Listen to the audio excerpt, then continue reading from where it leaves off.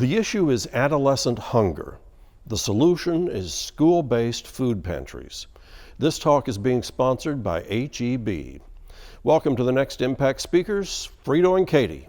Frito and Katy host Morning Candy on Candy95. In addition to several national awards, the pair have received 13 local awards for Best Radio Show. And plus they have a really great general manager as well.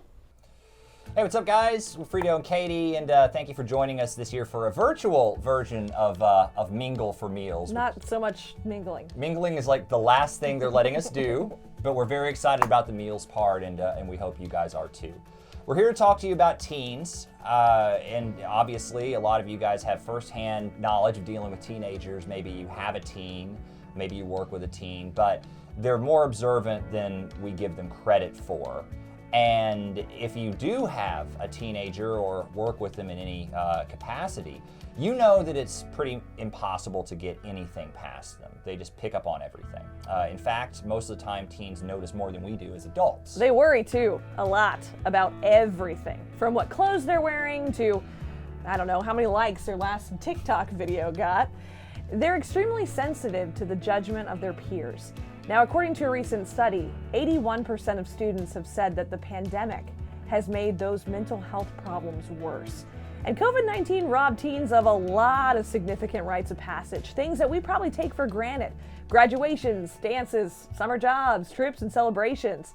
Losing those routines, losing those life events, it caused an increase in anxiety, loneliness, and isolation for a lot of kids. Now imagine being a teenager with these same age-related problems, but instead of worrying about not seeing your friends enough, you're worrying about things like, where is my next meal coming from?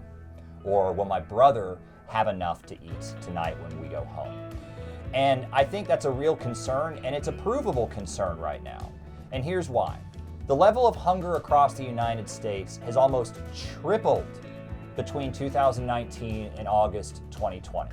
Those are real stats. They come from data from the Census Bureau and also the Department of Agriculture. If that doesn't terrify you, more alarming is the amount of American kids who are dealing with food-related anxiety. Right now, American kids who sometimes do not have enough to eat, that number is as much as 14 times higher than it was a year ago. Now let me really blow your mind, because that's kids. That's kids across the board. But teens go without food twice as often as their younger brothers or sisters. So parents will first opt to forego meals themselves, but then they gotta decide between their kids. In many households, if you have toddlers and younger children, those nutritional needs will be seen as more urgent. So it's the teens that are going without. It's the teens that aren't getting enough. These teens are being saddled with the weight of adult responsibilities. They're trying to hide their own hunger and need from their peers because of stigma, while at the same time trying to strategize on how to help their family. One of the big ways they do this is, how can I make the food that I can get access to last longer? So you see teens doing things like saving school lunches, dropping them in backpacks so they can take them home on the weekend to feed their siblings. They're working as hard as they can to provide for themselves and also provide for others. They want to get jobs in many cases, but often, as many of you guys know, they're too young, and even if they're not, jobs are incredibly scarce right now. They don't have attractive schedules employers would be looking for either because of school or extracurricular commitments. So what are you supposed to do? How do we expect them to be able to go through a school day and succeed without the proper nourishment? Yeah, when a teen's basic needs aren't met, they're not themselves. They're coming to class malnourished. They don't have a fueled body, they don't have a fueled brain, and then somehow we expect them to succeed in spite of that? This should make you sad. This should make you angry. Most resources and research go to children far younger. We're doing our teens a massive disservice across the nation. But here locally, there's a solution available right now. School pantries allow students a way to help families put food on the table. And these are managed by community members who deeply care about their students. And even during this year, despite ISD closures in the spring, they continued to fulfill their mission by serving these kids through grab-and-go meals during coursework pickup days. And it's easy to help.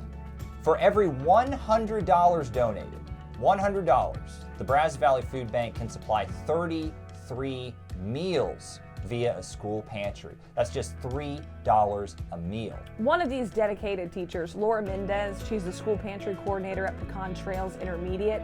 She knows that if they didn't have the pantry, there would be a lot of families and students hurting. That's the thing about our school. You don't think there's a need, she says.